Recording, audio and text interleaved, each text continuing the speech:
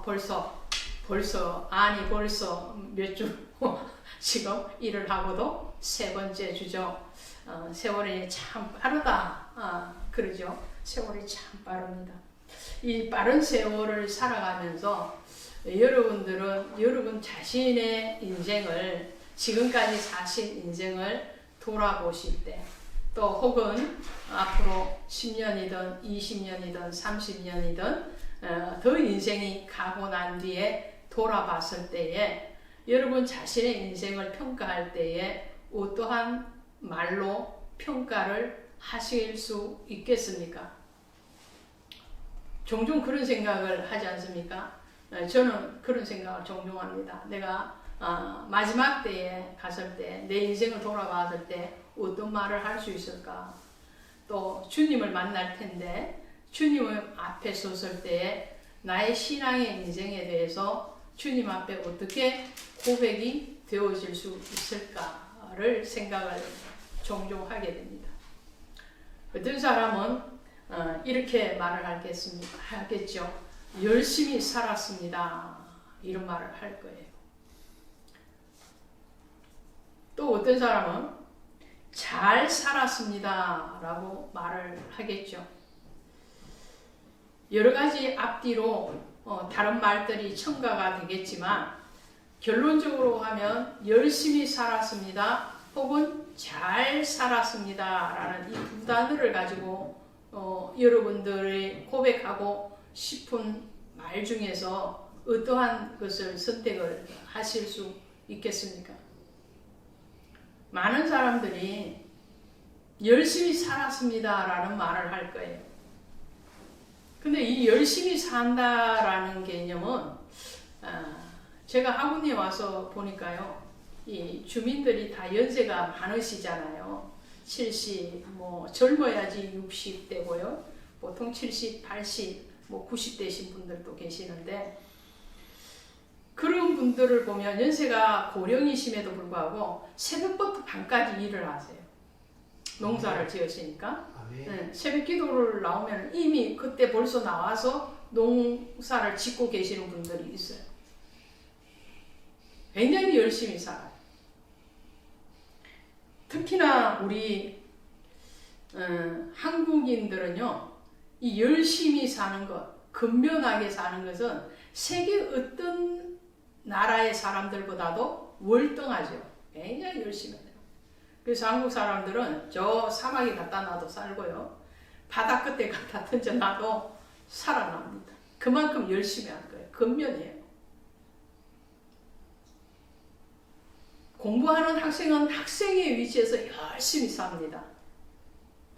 또 농사를 지으시는 분은 농사를 짓는 일에 열심을 다해요.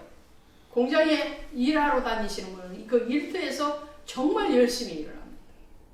목회자는 목회자의 자리에서 열심히 일을 합니다. 그러면 나쁜 쪽에서 일을 하고 있는, 예를 들면 사기를 치거나 혹은 도둑질을 하고 사는 그런 사람들은 열심히 안 살까요? 아니요. 그 방면에서는 열심히 삽니다. 그렇겠죠. 모든 분야에서 자기 방면에서 자기 자리에서 거의 모든 사람들은 열심히 삽니다. 물론 가끔씩 게으르게 사는 사람도 있겠지만 거의 대부분 열심히 살아요. 특히나 한국인들은 열심히 잘 삽니다. 그런데 열심히 사는 것보다도 더 중요한 게 무엇이냐면 잘 사는 거예요. 할렐루야. 아멘. 우리 성도님들은 나중에 여기에 더 많은 말들을 첨가해서 자기 인생을 고백하거나 주님 앞에 섰을 때 고백을 할 수 있겠죠. 그런데 그 말들 중에서 핵심적인 말, 열심히 살았습니다가 아니라 잘 살았습니다라는 평가를 받기를 원합니다. 할렐루야. 착하고 충성된 종이 그거거든요. 잘 사는 거예요. 그러면 어떻게 잘 살건지냐라는 거예요. 흘러가는 세월은 막을 수가 없다고 그러잖아요. 유행가 노래에도 그런 노래가 있잖아요. 응? 세월은 막을 수가 없대요. 맞습니다. 어제의 시간을 막을 수가 없고 오늘 지금 흘러가는 현재도 흘러가는 이 시간을 막아낼 사람은 아무도 없습니다. 그런데 막아낼 수는 없지만 이 세월에 대해서 우리는 기억하고 기록할 수가 있어요. 무슨 말이죠? 모든 역사는 기록의 역사라는 거예요. 기록. 그죠? 역사서라는 것은 기록했던 거잖아요. 과거에 1000년 전에, 2000년 전에, 5000년 전의 역사가 오늘 우리에게 펼쳐지는 것은 기록되어져 있기 때문에 그래요.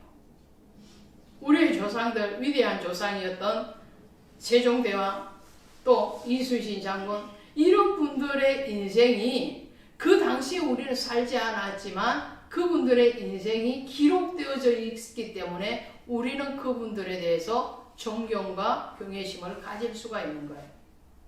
그렇다면 우리는 평범한 사람인 것 같았지만 우리에게도 흘러가는 시간을 멈추게 하거나 그것을 막을 수는 없지만 우리 인생에 대해서 기록하고 기억되어질 수는 있다라는 거예요. 믿으십니까? 기억하고 기록되어져요. 그것이 어디에 기록하고 어디에 기억이 되어질까요? 여러분들이 자서전을 쓰신다, 아니면 후손들이 여러분들의 역사에 대해서 기록을 한다. 그것만이 기록된 역사가 아니에요. 그렇게 하지 않아도 보편적인 많은 사람들이 평생에 자기 인생에 대해서 기록으로, 책으로 남기는 사람이 얼마나 있을까요? 없어요. 그러나 우리가 기억해야 될 것은 뭐냐면 우리의 인생이 다른 어떤 사람이 기억하기 전에 누가 기억하고 있다고요? 여러분 자신이 기억을 한 거예요. 저의 인생에 대해서 누가 가장 잘 알겠습니까? 사람 중에서는 제가 가장 잘 알아요. 남편도 저를 만난 이후에 아는 것이지 그 이전의 인생에 대해서는 모르잖아요. 또 만난 이후의 인생이라 할지라도 속속들이 다 아는 것은 아니에요. 드러나는 것을 알고 공유한 것만 아는 것이지 속속들이 아는 것은 본인이 가장 잘 알아요.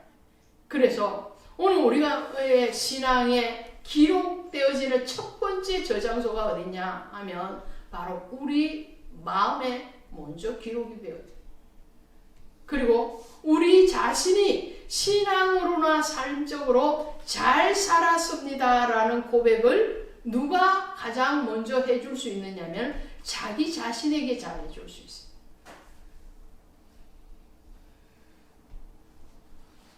우리 아이가요, 우리 큰애가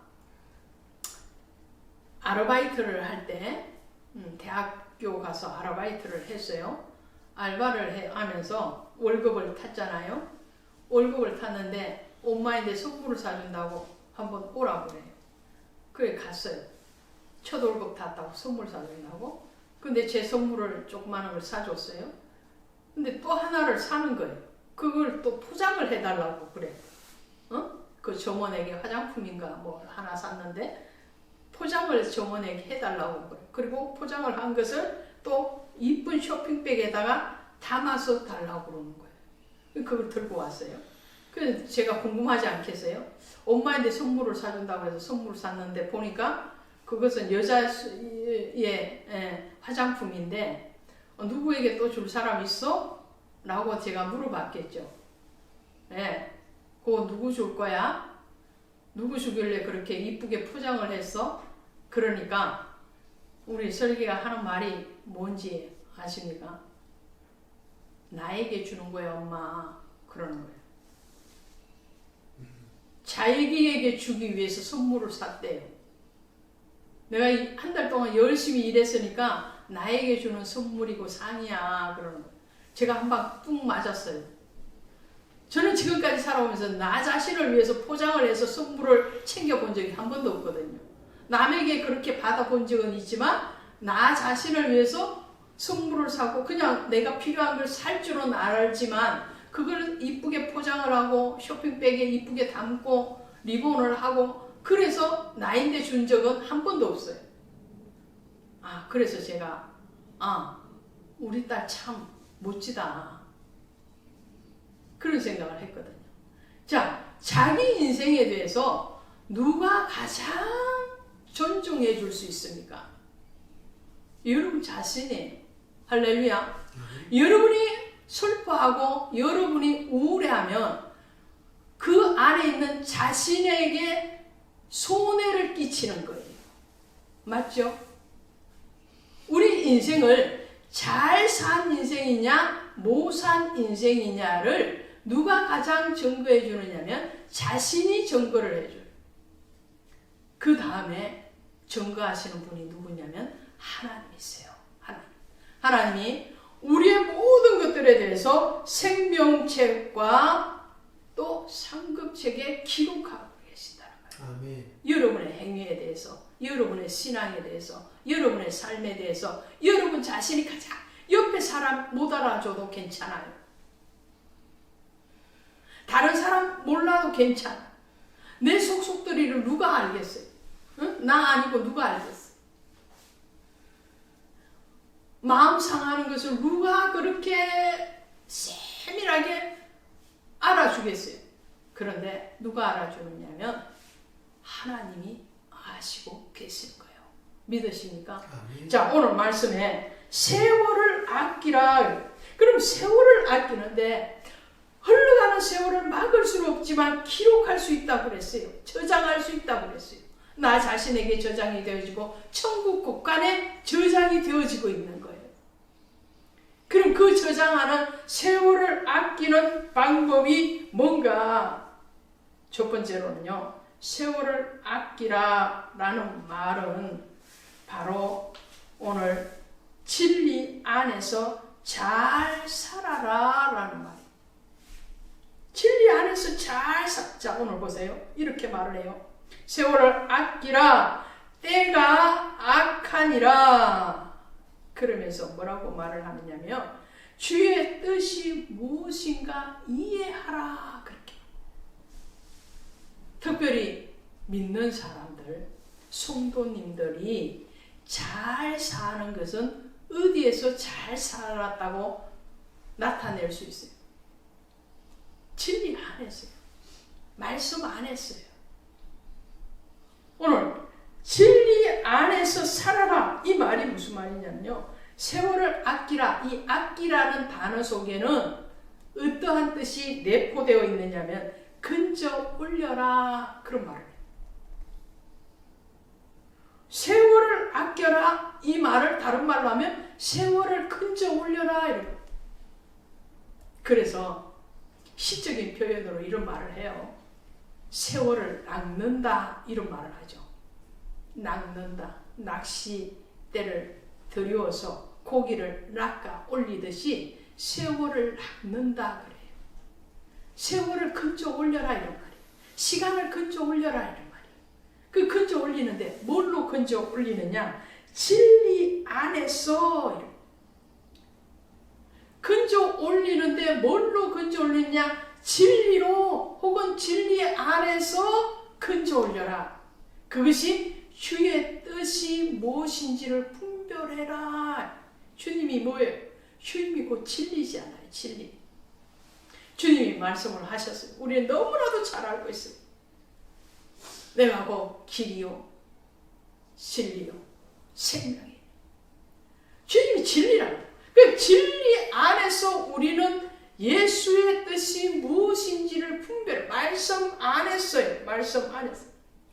이사야서 65장 16절에 가시니까 이러므로 땅에서 자기를 위하여 복을 구하는 자는 진리의 하나님을 향하여 복을 구할 것이요. 땅에서 맹세하는 자는 진리의 하나님으로 맹세하리니. 할렐루야. 진리의 하나님. 1월 달에는 특별히 우리는 복에 대해서 많이 생각을 하고 또 많이 듣습니다. 이제 음력설이 될 때까지 2월 중순까지 우리는 새해 복 많이 받으세요. 복 많이 받으세요. 그런 인사를 하기도 하고 받기도 할 거예요. 새해 복 많이 받으십시오. 여러분 2024년 새해 복 많이 받으십시오. 그 복은 어디에 있다고요? 진리의 하나님 안에 있다는 거예요. 진리 안에서. 그러니까 세월을 아끼라 이 말은 진리 안에서 하나님의 복을 건져 올려라 이런 말이에요. 할렐루야. 진리 안에서 하나님의 복을 구해요. 하나님의 복. 세상의 복이 아니에요. 자, 하나님의 복을 구하면 진리의 하나님께 복을 구하고 진리의 하나님께 맹세하고 진리의 하나님 안에서 시간을 잘 유용하고 잘 쓰게 되면 결론은 어떻게 나는 거예요? 그 결론은 세상적인 복이 등달아 오는 결론이야. 하늘의 복, 하늘의 신령한 복뿐만 아니라 땅에 기름진 복이 같이 오는 거예요. 같이 오는 거예요.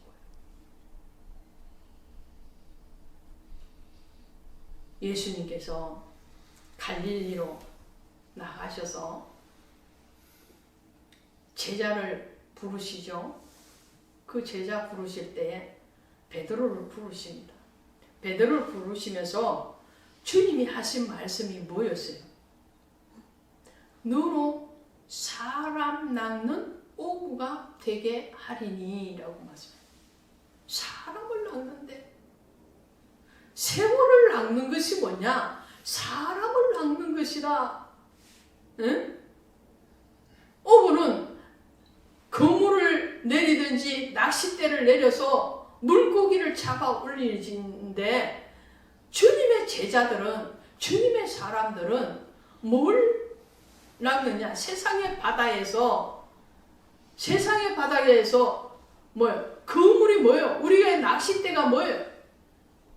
그게 바로 예수의 이름으로, 예수의 복음으로 그들에게 말씀의 그물을 내리고 말씀의 낚싯대를 들이워서 사람을 낚는 어부가 되게 하리라. 오늘 잘 사는 인생, 열심히 사는데 잘못된 열심이 많잖아요. 세상적으로 열심히 사는 사람 너무너무 많다니까 서두에 말씀을 드렸잖아요. 거의 모든 사람들이 아마 99% 이상이 다 열심히, 나름대로 다 열심히 살아요. 믿는 자든 믿지 아니하는 자든 어린아이든 청년이든 노인이든 상관없이 자기 자리에서 다 열심히 살아요. 다 열심히 사는데 잘못된 열심도 있다라는 거죠. 오늘 우리는 잘못된 열심이 아니고 잘 사는 인생, 그 잘 사는 인생은 그리스도 예수 안에서 진리 안에서 이 시간을 잘 건져 올리는 것이에요. 오늘 베드로에게만 주님은 사람 낚는 어부가 되게 하리라 말씀하시는 것이 아니고요. 베드로를 비롯한 사도들의 신앙을 고백하는 사도들의 신앙의 유산을 이어받고 전통을 이어가는 오늘 저와 여러분 모든 성도들에게 주님은 뭐라고 해요? 너희가 세월을 아껴라. 그 세월을 통해서 그리스도 예수의 진리로 사람을 건져 올려라는 거예요. 건져 올려라는 거예요. 할렐루야. 건져 올릴 수 있기를 원합니다. 진리 안에서 진리를 위해서 하나님 앞에 복을 구하고 그 복의 권원이신 그분 앞에 기쁨이 되는, 그리고 잘 살았습니다 라고 고백이 되어지는 그런 인생을 멋지게 사시기를 바랍니다. 두 번째로 기회를 살아. 자, 여러분 성경에 보시면 세월을 아끼라 라는 말 밑에 풀이가 되어 있는 성경이 있나요? 제 성경에는 헬라어로 이것을 풀이하니까 기회를 살아 라고 번역을 하고 있어요. 기회를 살아. 세월을 아끼라라는 말, 기회다. 우리에게 생명이 오늘도 눈을 떴어요. 오늘도 4시 40분에 제가 눈을 떴거든요. 눈을 뜨고 지금 아직 오전 예배 드리고 오후 지나고 저녁이 되고 오늘 하루도 저에게 허락해 주신 거예요. 저에게만 허락하신 것이 아니고 지금 호흡하고 있는 여러분 모두에게 오늘 하루를 허락해 주셨어요. 또 올해를 허락해 주셨어요. 이 허락해 주신 것은 다른 의미로 하면 기회를 주셨다요. 기회. 어떤 기회예요? 잘 살아갈 기회를 주신 거예요. 잘 살아갈 기회를 줬어요. 시간을 줬어요. 시간은 뭐라고요? 돈 좋아하는, 얼마나 돈을 좋아하면 이런 말이 있어요. 시간은 곧 금이다. 시간은 곧 돈이다. 그런 말을 하죠. 시간이 어떻게 금이 돼요? 시간이 그냥 흘러가는데 금이 되나요? 시간을 가만히 내버려 뒀는데 돈이 되나요? 그게 아니에요. 그 시간을 잘 활용을 해야 되는 거죠. 잘 활용을 해야 돼요. 가치 있게, 값어치 있게 살아가야 된다는 거예요. 올 한 해 우리는 가치 있는 삶, 가치 있는 시간을 보내게 되리라 믿습니다. 네. 시간을 잘 활용을 해요. 무슨 시간? 기회를 우리에게 주었는데 그 기회는, 자, 문제를 내겠습니다. 여러분, 하나님이 우리에게 시간을 주시고 기회를 주셨다고 그랬어요. 그러면 그 기회가 어떠한 기회일까요? 하나님이 우리에게 주시는 것은 선한 것일까요? 악한 것일까요? 당연히 선한 것이겠죠. 믿으십니까? 하나님이 자녀인 우리에게 허락하신 것이 좋은 것을 주시지 않겠습니까? 악한 자라도 좋은 것을 줄 줄 알거든 하물며 천부이 하나님 아버지께서 너희에게 좋은 것을 주시지 않겠느냐라고 말씀하셨어요. 좋은 것을 줬어요. 오늘 우리에게 상급 받을 기회를 주시는 거예요. 오늘 우리에게 헌신할 기회를 주시는 거예요. 오늘 우리에게 열매 맺을 기회를 주시는 거예요. 시간을 주신단 말이에요. 시간. 오늘 우리를 나무를 열매 맺지 못하는 무화과 나무를 찍어서 버리시는 것처럼 버리지 않고 아직도 열매가 시원찮은데도 불구하고 아직도 심겨져 있게 하신 이유는 우리에게 기회를 주신 거예요. 기회. 믿으십니까? 기회를 주셨어요. 오늘 말씀을 봅시다. 15절 봅니다. 시작. 그런즉 너희가 어떻게 행할지를 자세히 주의하여 지혜 없는 자 같이 하지 말고 오직 지혜 있는 자 같이 하여 세월을 아끼라. 자, 여기에 두 부류가 나와요. 한 부류는 지혜 없는 자가 있고 한 부류는 지혜 있는 자가 있습니다. 마태복음 25장에 가시면 어떤 비유가 나오느냐면요.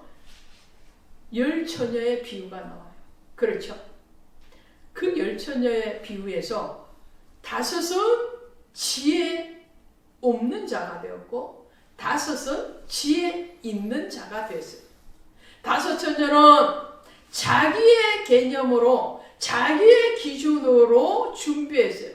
등도 준비하고 기름도 준비를 했는데 누구 기준으로 했다고요? 자기 기준으로, 내 시간으로, 내 개념으로, 내 생각으로, 내 지식으로 준비를 해서 신랑 되시는 주님을 맞이했느냐 못했느냐 할 때에 못했다라는 거예요. 그런데 나머지 다섯 처녀는 지혜롭고 슬기로워서 신랑을 맞이하고 혼인잔치에 들어갔거든요. 이 지혜 있는 자의 다섯 처녀는, 슬기로운 다섯 처녀는 누구의 기준으로 했어요? 주님의 기준으로 했어요. 주님의 기준. 내 기준이 아니었어요. 내 기준은 빨리 혼인잔치하고 빨리 들어가서 쉬고 싶죠. 응? 그런데 주님의 기준이 어디에 있는지 모르니까 주님이 언제 오실 고칠지를 모르기 때문에 이 지혜롭고 슬기로운 다섯 처녀는 자기 기준이 아니라 주님의 기준으로 준비하고 예비했기 때문에 혼인잔치에 들어가고 그 즐거움의 자리에 참여하는 자가 되었습니다. 오늘 말씀에 그렇게 말합니다. 어떻게 행할지를 여러분의 신앙에서, 여러분의 삶에서 내 기준으로 살면 늘 넘어져요. 늘 실패하더라고요. 늘 실패해요. 내 기준일 때, 내 생각일 때, 내 경험일 때. 근데 주님의 기준으로 하면 넘어지는 것 같으나 넘어지지 않아요. 성도의 특징이 뭔지 아십니까? 안 되는 것 같은데 잘 돼요. 할렐루야. 아멘. 성도의 특징, 믿음의 사람의 특징이 뭐냐? 막히는 것 같은데 뚫려요. 왜 그렇습니까? 내 기준이 아니라 주님의 기준으로 살기 때문에. 또 마태복음 25장에 가시면 달란트 비유가 나옵니다. 1달란트, 2달란트, 5달란트 맡았던 사람 기회를 얻었어요. 주인이 달란트를 다 각자에게 주고 먼 길을 떠나서 내가 언제 다시 돌아올 때 계산을 하자 하고 시간을 줬어요. 돈을 주고 시간을 주고 건강을 주고 일자리를 줬어요. 기회를 다 받았어요. 그런데 그 기회를 어떻게 했다고요? 어떤 사람은 시간은 돈이다 라는 개념으로 그 시간을, 그 물질을 잘 활용을 했어요. 그러나 1달란트 받은 사람은 자기 기준으로 그 시간을 활용하고 그 물질을 활용한 게 아니라 땅에 묻어버렸어요. 멈춰버렸어요. 그랬을 때 주인이 돌아왔을 때 이 1달란트 받은 자는 악하고 게으른 자가 되었고 2달란트나 5달란트 받은 사람 착하고 충성된 자가 되어서 주인의 즐거움에 참여할 뿐만 아니라 있는 것에서 더 받는 복을 받았다라는 사실을 여러분은 기억하고 계실 것입니다. 오늘 주님은 우리에게도 동일하게 기회를 줬어요. 시간을 줬어요. 오늘 우리에게 펼쳐진 이 시간과 오늘 우리에게 허락하신 이 건강과 오늘 우리에게 주신 모든 물질과 모든 환경을 통해서 주님은 뭐라고 말씀하시느냐? 너가 진리 안에서 잘 살아라 라고 말씀을 하십니다. 때가 악하니라 그러므로 어리석은 자가 되지 말고 오직 주의 뜻이 무엇인가 이해하라. 주님의 뜻. 오늘 우리의 마음을 주님의 뜻에 고정시키시기를 바랍니다. 아멘. 십자가에 고정시키시기를 바랍니다. 내 기준이 아니에요. 주님의 기준이에요. 나의 생각이 아니라 주님의 생각이 어디에 있는가를 고정하고 그리고 우리에게 주신 이 모든 것들을 이 세월을 주님의 편에서 잘 활용하시기를 바랍니다. 아멘. 아껴야 될 것이 있고 아끼지 말아야 될 것이 있는데 오늘 시간은 아껴야 돼요. 아낀다는 것은 잘 활용한다는 거예요. 멈춰 있다는 거예요. 묻어두는 게 아끼는 것이 아니고요. 잘 쓰는 게 아끼는 거예요. 잘 쓰는 거예요. 헛된 인생이 아니고 잘 사는 인생일 뿐만 아니라 정말 주님 앞에 상급받는 그러한 승리의 인생, 승리의 시간을 건져 올리시는 진리 안에서 건져 올리시고 그리고 진리의 하나님으로부터 열매 맺는 그러한 교회와 성도님 되시기를 바랍니다. 기도합시다. 하나님 고맙습니다.